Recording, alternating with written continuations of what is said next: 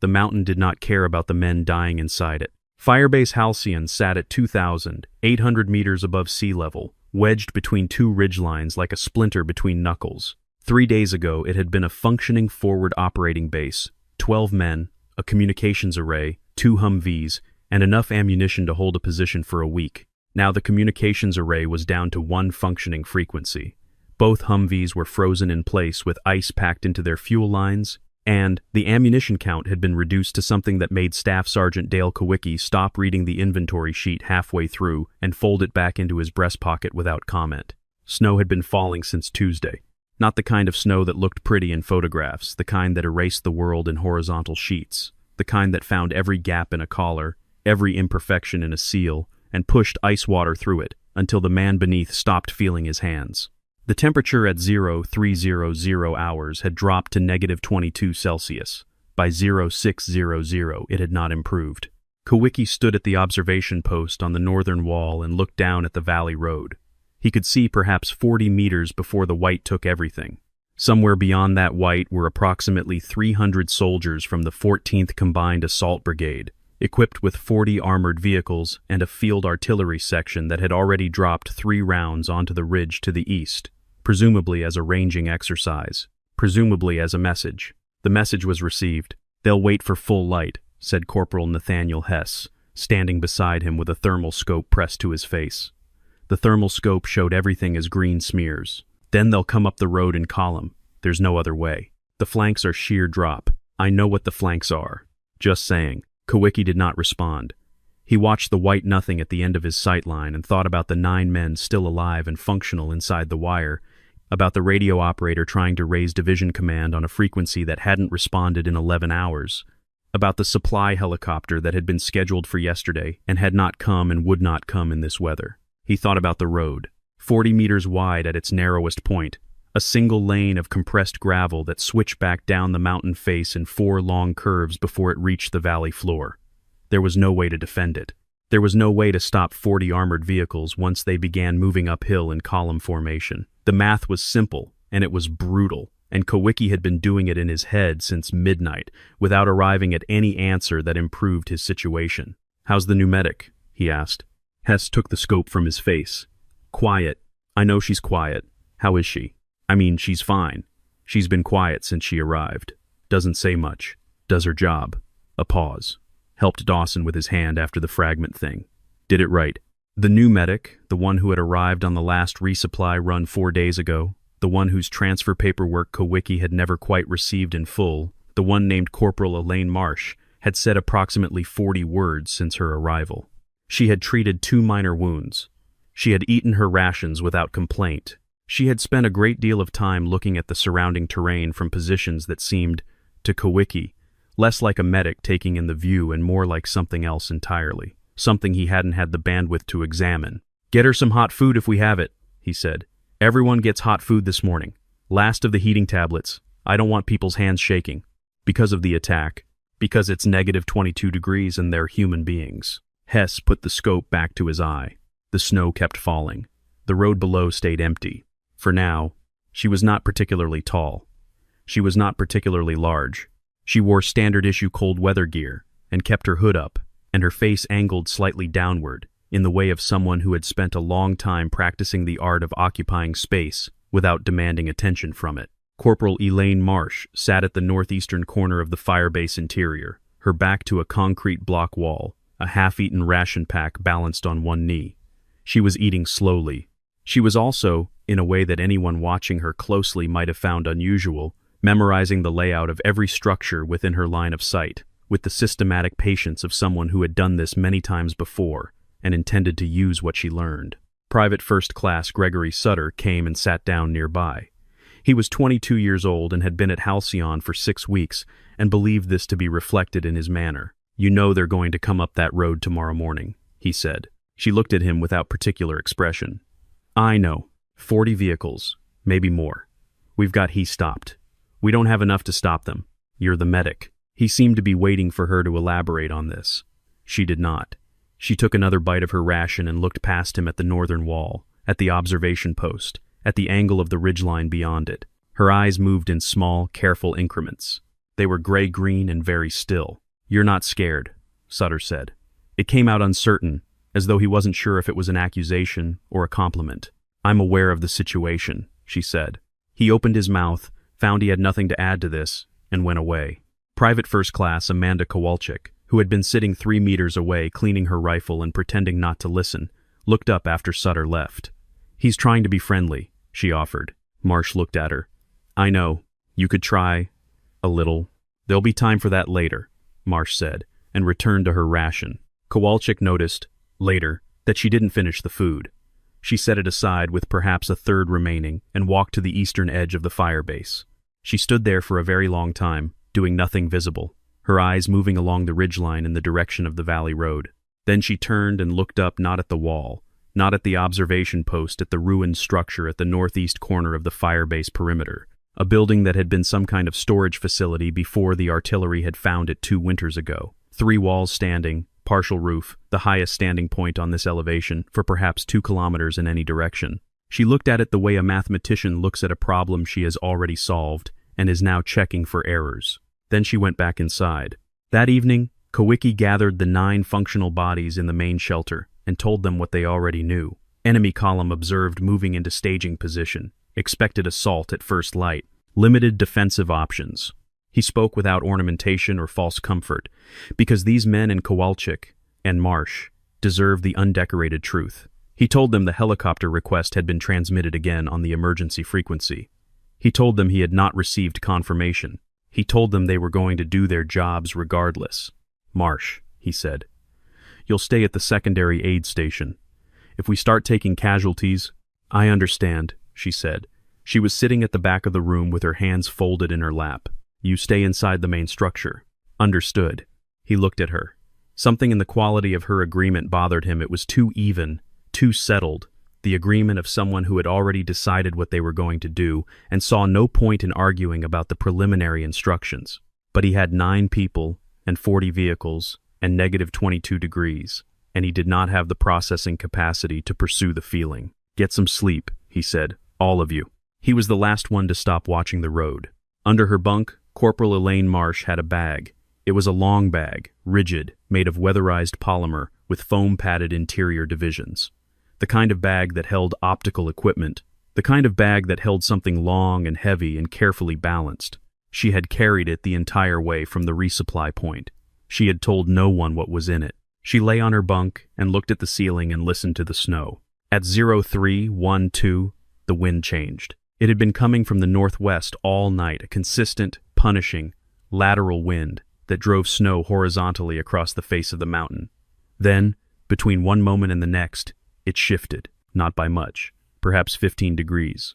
But the temperature in that shift dropped further, and the quality of the snow changed from driving sheets to a roiling, 3-dimensional chaos of ice crystals moving in all directions simultaneously.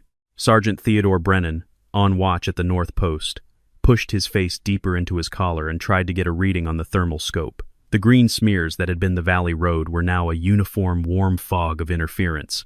The instrument was essentially useless. He keyed his radio. "North Post. Thermal's gone. Wind interference. Static. Then, copy.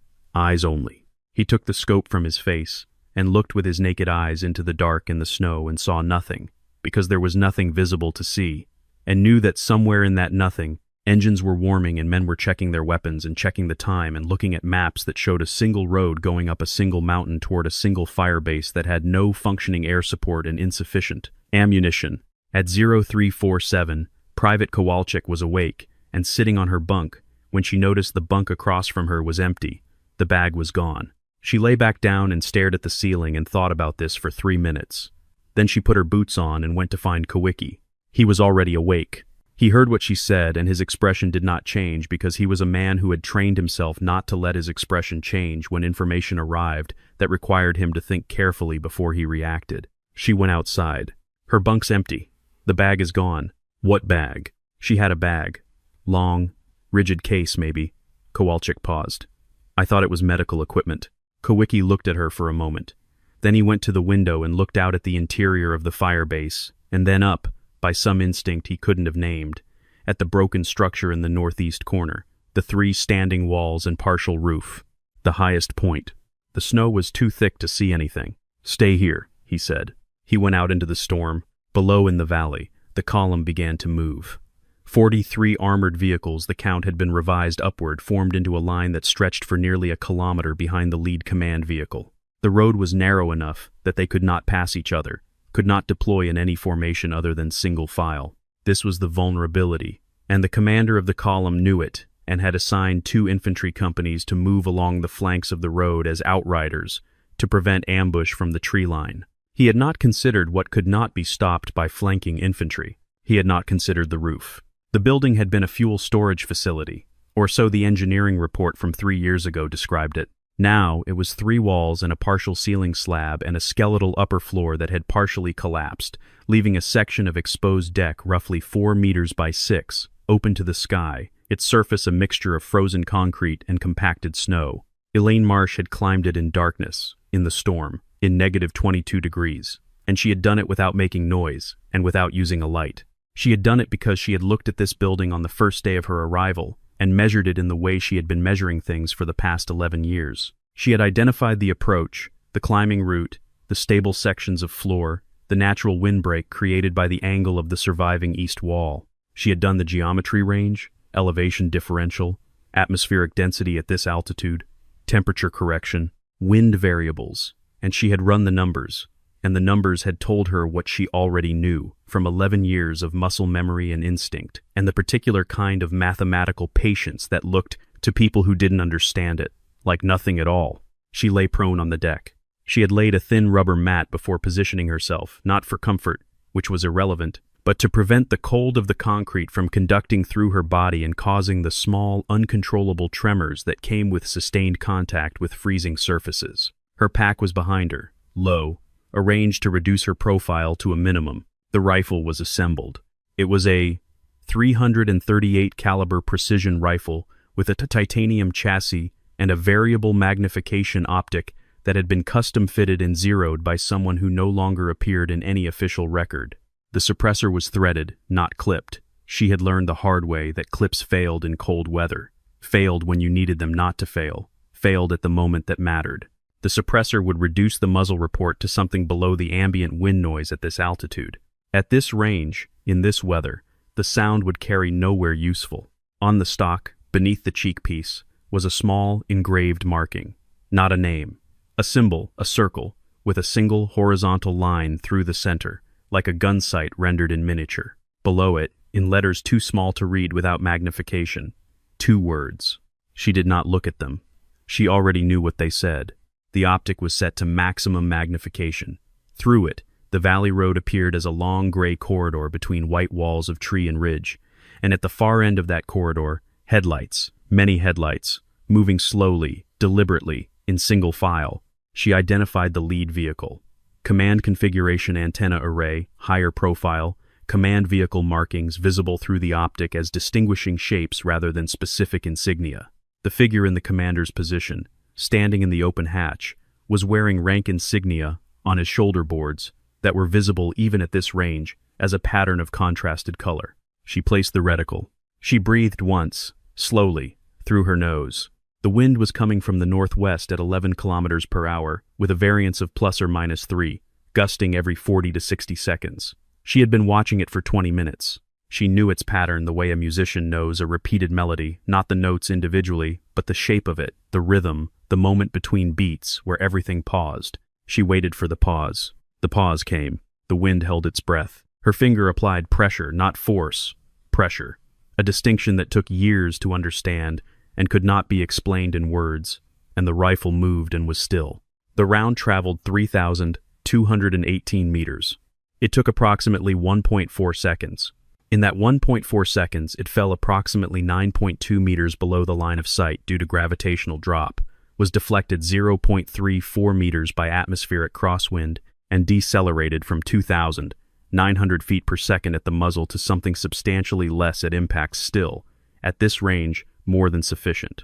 At the head of the column, in the commander's hatch of the lead vehicle, the commanding officer of the column felt nothing. There was no pain registered, no warning. One moment he was looking up the road at the white mass of the mountain and the fire base that sat somewhere above the snow, thinking about the morning's operation, and then the moment after that did not happen for him. He fell sideways into the hatch. The driver, who could not see what had happened due to the angle of his position, noticed the change in weight distribution and heard the sound of the commander's body against the interior of the hatch. He slowed the vehicle, confused. From the back of the vehicle, the radio operator's voice came through the intercom. "Commander, report." No response. "Commander." Silence. Behind the lead vehicle, the second vehicle had slowed in response to the lead vehicle slowing. Behind the second, the third. Down the line, the accordioning effect of 43 vehicles on a narrow mountain road in low visibility conditions created a series of micro-collisions. Vehicles pressing against each other, drivers unable to see why the column had stopped. The radio crackled. "Lead vehicle, report status." "Lead vehicle, we have a situation." "Define situation." A long pause. Wind noise on the channel. Someone breathing hard. "The commander is down." Another pause. Longer. "From what?" "We don't." The voice broke off. When it returned, it was quieter, tighter. The voice of someone who had realized in the past 3 seconds that he was sitting in an open vehicle in an unknown engagement. "We don't know. We don't have a direction." On the roof, Elaine Marsh had already shifted her position 40 centimeters to the right. Not much. Enough. The new angle gave her a sight line approximately 2 degrees different from the first, which at this range produced a substantially different terminal geometry. She was now looking at the second vehicle in the column. The second vehicle's commander had his hatch open. He was standing up, looking backward down the column, trying to understand why the formation had stopped. She waited for the wind to pause again. The wind paused. By the time the third vehicle's commander went down, the column had descended into something that was not quite panic but was moving rapidly in that direction. The radio channels, which should have been clear and controlled, were filling with voices, not shouting, not yet, but the kind of compressed urgent speech that indicated men trying to process information that didn't fit the tactical picture they'd been given. They had been told they were assaulting a lightly defended firebase with 9 personnel and minimal ammunition. They had not been told about the variable that was currently lying on a concrete roof 3,200 meters uphill from their current position. Sniper contact, direction unknown, unable to identify position, unable to identify. 3 down, 3 commanders. Is anyone else? Do not stand in open hatches. Repeat, do not expose in open hatches.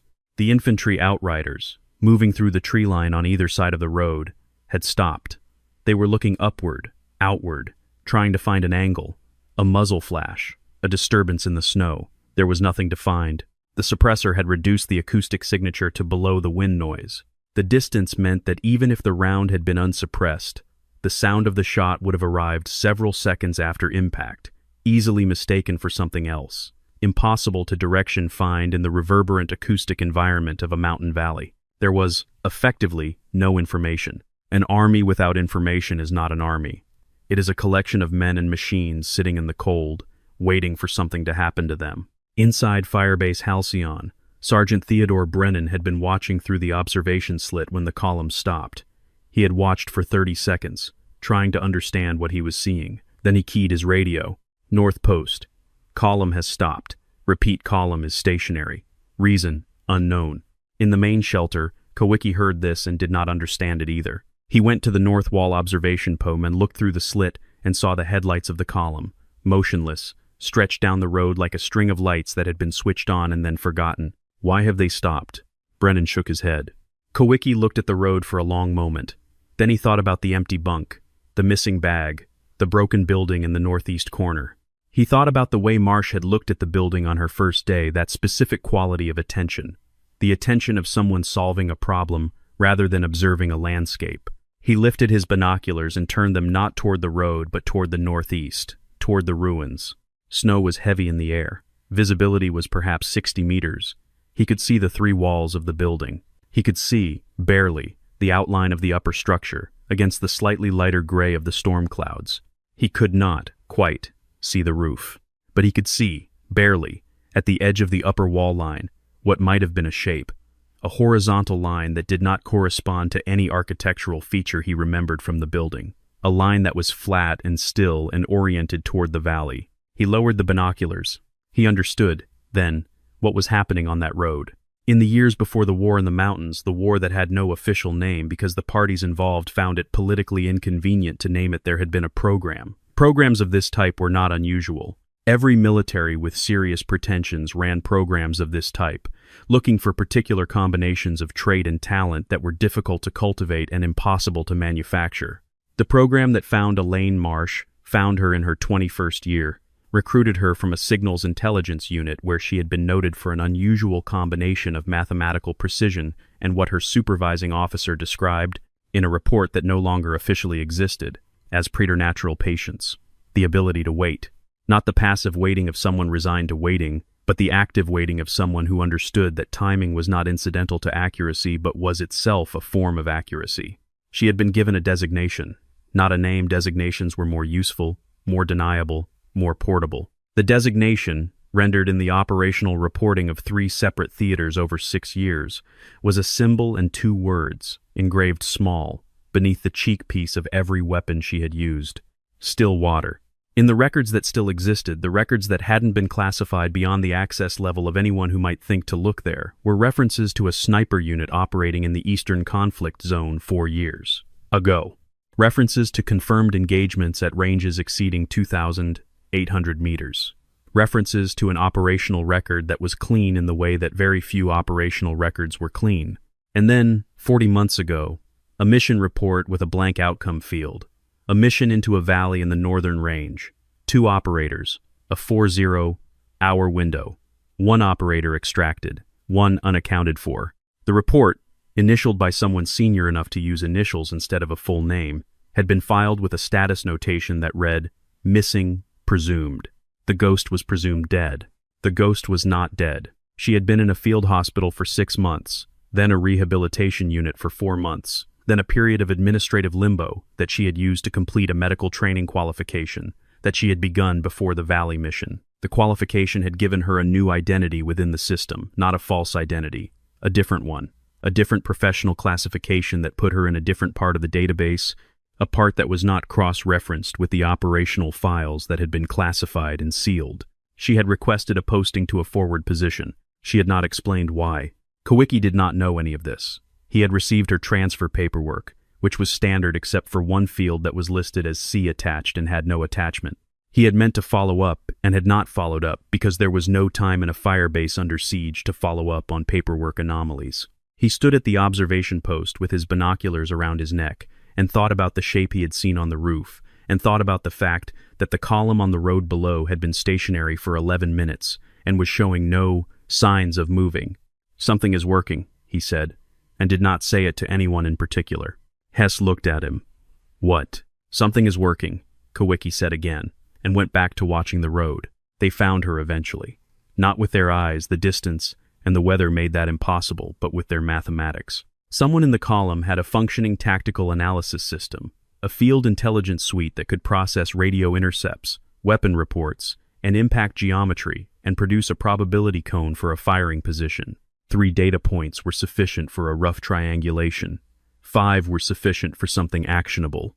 By the 5th engagement, 5th commander, 5th vehicle rendered leaderless and therefore motionless, the system had produced a probability cone that indicated, with 68% confidence, that the firing position was somewhere in a 200-meter arc on the upper elevations of the firebase structure.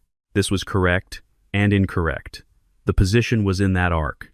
The position was not fixed. The counter-fire request went up the chain in a compressed form.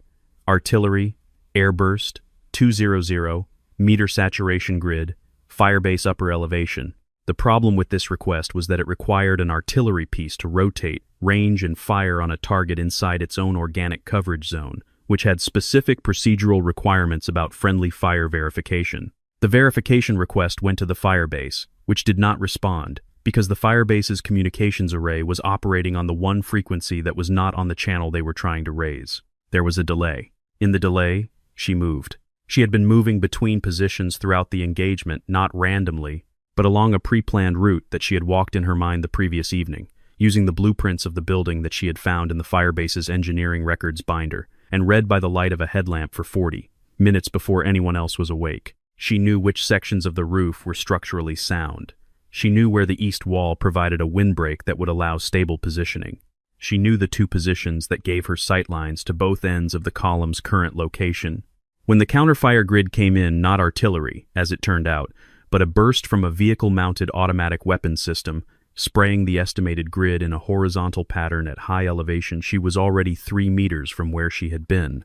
She pressed herself against the base of the east wall and let the rounds pass overhead and listened to the sound they made on the concrete above her, which was not a frightening sound once you understood that the rounds were going over you rather than into you. The burst lasted approximately 4 seconds. She waited 6.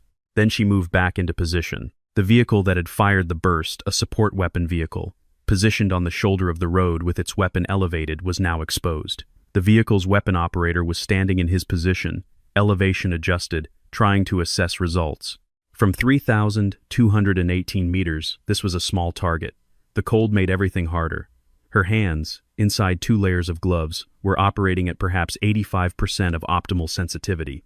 85% was sufficient. She found the pause in the wind again. The wind, this far up the mountain in this storm, was not cooperative. The pauses were shorter now, 2 seconds, sometimes less, and the variance between gusts was higher. She adjusted her dope, the technical term for the collection of compensation variables that a precision shooter carries in memory and applies in real time, and waited for the window. It came. At 0847, the column commander, the officer who had inherited command after the loss of the original commander and 2 successive replacements, made the decision that would be written about, argued about, and analyzed in tactical training programs for years afterward. He ordered the withdrawal. It was not a decision made from cowardice. It was a decision made from the application of rational military logic to a situation that had become tactically untenable.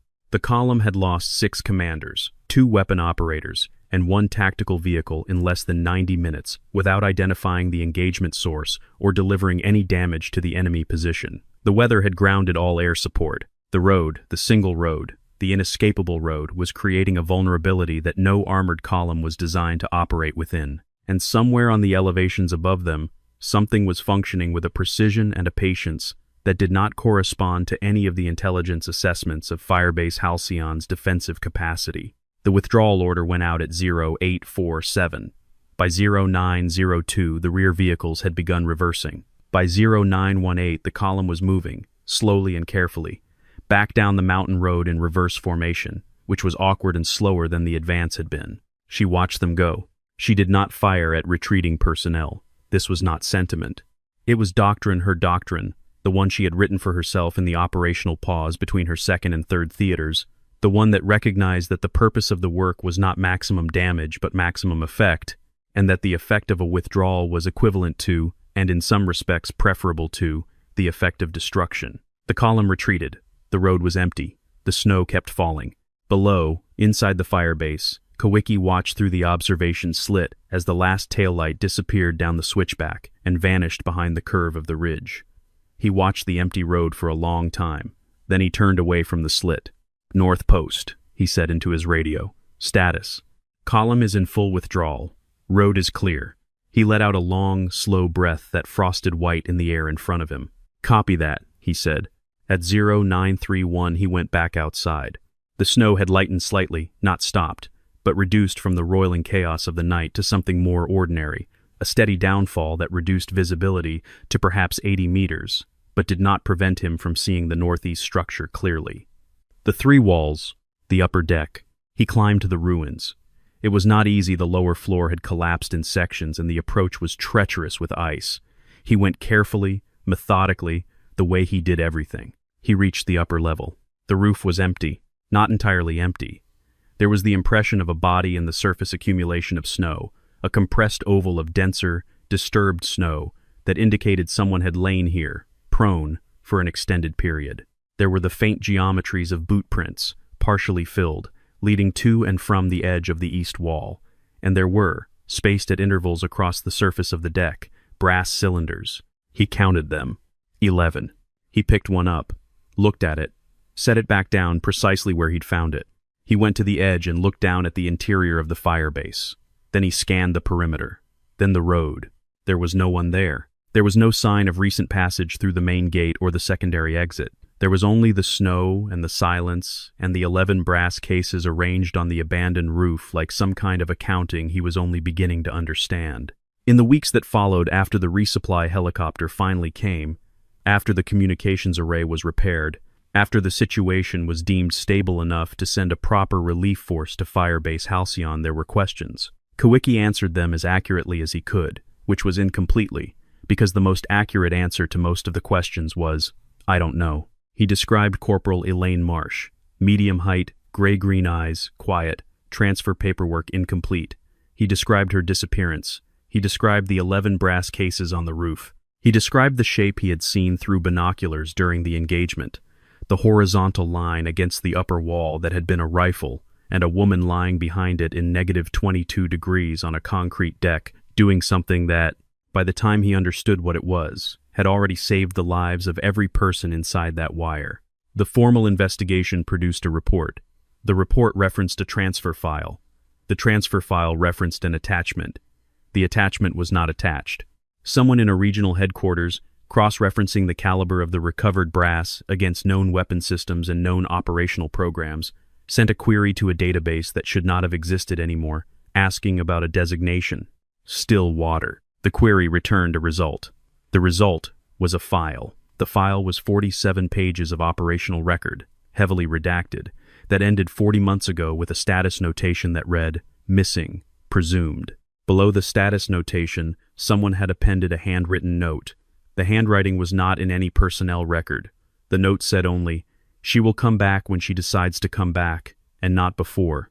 The query generated a counter-query to the field medical roster, searching for a Corporal Elaine Marsh. There was no Corporal Elaine Marsh in the current field medical roster. There was no Corporal Elaine Marsh in the transfer records of the past 6 months.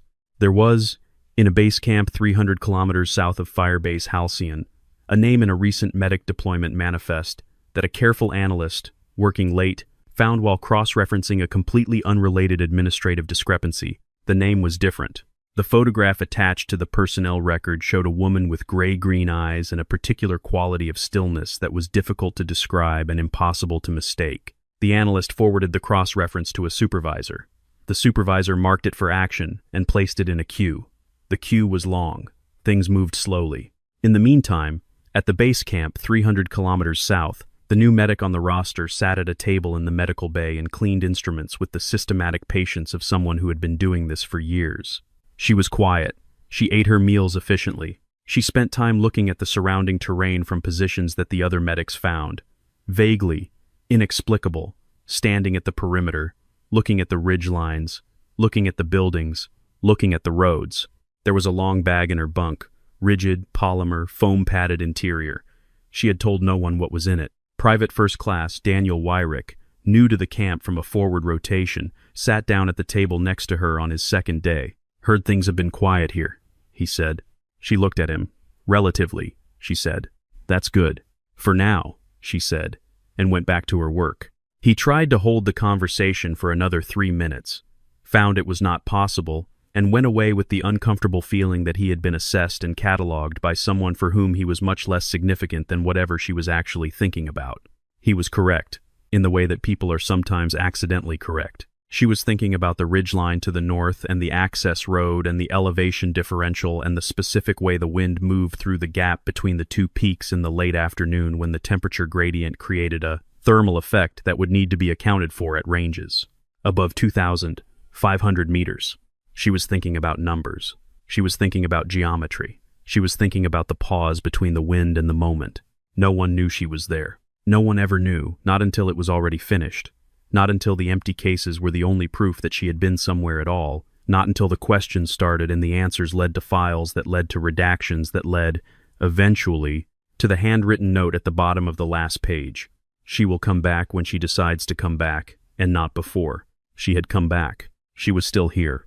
Somewhere on a rooftop, somewhere on a ridgeline, somewhere in the space between the shot and the silence that followed it, the still water waited. The still water always waited, and the still water was never where anyone thought to look.